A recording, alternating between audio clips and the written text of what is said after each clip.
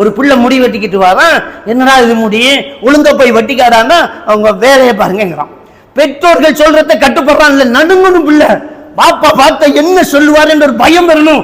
இப்படி முடி வெட்டிக்குமே பாப்பா கண்ணுல முழிக்க முடியுமான்னு பயந்த காலம் ஓடி போச்சு. அவர் என்ன பேசுறது அப்படின்னு நினைக்கிறான் பிள்ளை. பாப்பா பாக்குறாரு, வளைச்சி ஓரமா வெட்டி நடுவுல முடி வச்சுக்கிறான்.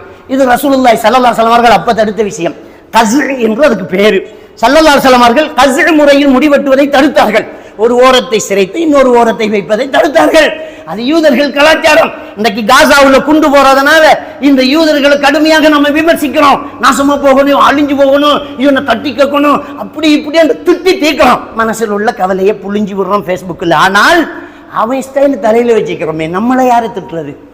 அவனை திட்டுறோமே, அவன் வச்ச மாதிரி முடிய நம்ம வச்சுக்கிறோம், அவன் உடுத்த மாதிரி கால் சட்டையை நாம போட்டுக்கிறோம். கரண்டை காலு கீழே போட வேணாம் என்று ஸல்லல்லாஹு அலைஹி வஸல்லம் அவர்கள் தடுத்தா அது ஃபேஷன் இல்லையேங்கிறோம்.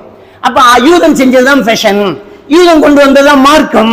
அவன் தான் நம்முடைய பிள்ளைகளை ஸ்டைல மாற்றுறான். அந்த யூதன் தான் சொல்றான் ஒட்டுமொத்த உலகமும் குளோபல் வில்லேஜ்ங்கிறான், குக்கிராமம் என்கிறான்.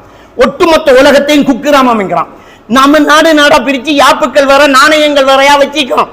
நம்ம ரூபாய்ங்கிறோம், அவன் என்னங்கிறான், இவன் ரியால்ங்கிறான், அவன் யூரோங்கிறான். நீங்க மாத்தி மாத்தி வச்சுக்கிறீங்க. ஆனா இந்த ஒட்டுமொத்த உலகத்தையும் ஒரு குக்கிராமமாக்கி எல்லாத்துக்கும் ஒத்த நாணயமாக்குறான். எல்லாருக்கும் கிரிப்டோ கரன்சி ஒரு நாணயம் தான்.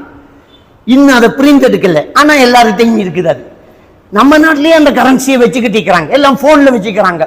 ஒத்த நாணயமாக்குறான், குளோபல் வில்லேஜ் என்கிறான், குக்கிராமம் என்கிறான். அவன் ஸ்டைல குளோபலைசேஷன் ஊடாக, இந்த உலகமயமாக்கல் ஊடாக நம்ம கிட்ட பரப்பிக்கிட்டு இருக்கிறான். நம்ம மார்க்கம் சொன்னது என்ன, நபி சொன்னது என்ன, சஹாபாக்கள் செஞ்சது என்ன, இஸ்லாம் சொன்னது என்ன, அல்லாஹ்வுடைய மார்க்கம் என்னத்தை எல்லாம் சொல்லுதுங்கிறதெல்லாம் தெரியல.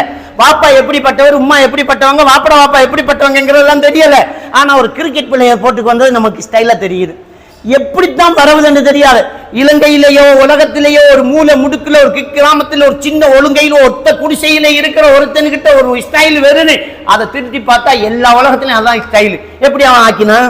இந்த குளோபல் வில்லேஜ் ஊடாக, இந்த உலக மக்கள் ஊடாக, இந்த நவீன தொழில்நுட்ப வளர்ச்சி ஊடாக அவன் ஸ்டைல நமக்கு திணிச்சிட்டு இருக்கிறான். நம்ம பிள்ளைய நம்மளால கண்ட்ரோல் பண்ண முடியல. ஒத்த முடிவற்ற விஷயத்துல ஒரு வாப்பா பிள்ளைய கண்ட்ரோல் பண்ண முடியலாட்டி நாம பிள்ளை வளர்க்கல, பிள்ளை நம்மள வளர்த்துக்கிட்டு இருக்குது.